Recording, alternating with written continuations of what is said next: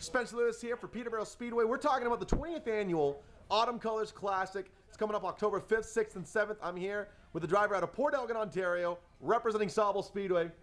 It's the New Age Punisher, Jason Parker. And Jason, I know that you're a veteran of the Autumn Colors Classic. What does that event mean to you and your team to go down there and really cap off the season at Peterborough? Well, it's nice to wrap it up with a big event like that. You know, the guys look forward to going there. It is a big event for us, so I mean, people put a lot of time and effort into that, and it's nice to go there and have a good race. We've been up and down there, qualified on the pole, rolled to 12, wrecked in a B feature. I mean, you can get the good and the bad all rolled into one. I mean, with the level of competition that show up for the colors, the extended distance events, I mean, they've been known to be kind of caution-filled. What sort of strategy do you have to have going into one of those events to make sure that you're there at the end? Well, it would certainly be nice to start in the front row and stay in clean air, but obviously they've got this front row set already. So you know, if you can run up there with the quality cars, you can, you know, run a lot of laps clean, and that's the nice part, and not get all tore up and just run the race. I mean, stay out of trouble is the key there, I think. Peterborough Speedway, the surface can be notoriously tough on equipment. Is it hard to keep your tires and brakes under you for some of these longer distance races? Well, if you're off on the setup, it certainly is. I mean, you get shows here tonight. Guys who've got it figured out, they don't burn up equipment. If you're off a little bit, it just magnifies how bad your stuff is going to get burnt off, and you just get worse. They get better, you get worse. I mean, you've won a championship at Sauble, you've won big events elsewhere. What would a win at the Autumn Colors Classic really mean to you as a competitor? As the competitor that you are, what would it mean to you?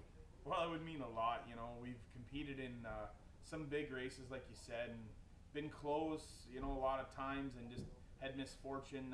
Sauble Speedway, same time, you know, 4 or 5 second place finishes in the championship that they get.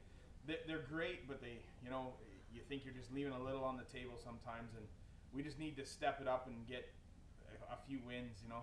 I'm not a young guy anymore. I need a few wins. Do you have a special Autumn Colors memory that sort of sticks out more than anything else? I mean, you've been around a little while. I mean, do you have a favorite memory of the Classic in years past? Oh, I certainly do. I have a lot of things I don't remember about the Autumn Colors Classic too. So, you know, it's great. It's kind of everybody combines at the end of the year, you know. You get to see a lot of the guys you don't see all year long. You go there year after year and you see the same guys. It's nice to see them, spend the time there camping, and it's just a big event. So it's nice. It kind of caps it all off, and it just, you know, gets you pumped up after. If you have a good Autumn Colors Classic, get you ready for the next year. Unfortunately, if you have a bad one, it's a long winter. So when we're talking favorite memory, is it PG? Can we share it on film? Do you got a good like racing memory from the Autumn Colors Classic that you can sort of like close out this interview with to hype up the event? What's a good memory? Oh, anytime you can finish in the top 5 would be a good memory. We've, like I said, qualified. We were fast qualifier. Had a great car there. Went up, rolled the dice, rolled a 12. If you can believe it, 12. Went from 1st to 12th, and probably put Tom Walters on the pole. So you know, he drives away with it, and we finished 5th. I smashed and banged and knocked all the fenders off, and Tommy won 75 clean laps. So the good, bittersweet, right? This year I'm going to qualify 12th, and Tommy's going to roll a 12 for me. There you go. Because he owes me. Exactly, and you'll come home with a body looking as good as it does right now. Oh, I certainly hope not. Tonight was a little tough. It better look a little prettier than that. You've had a great point season at Sauble. You wrapped it up this weekend, and I know that all of this isn't possible without the guys that get you to the racetrack. Thanks some people for me, Jay. Yeah, well, the crew, Kevin and Adam, they work a lot of hours on the car. You know, and they keep it going. I mean, you need people helping you. These guys have helped me for years and years.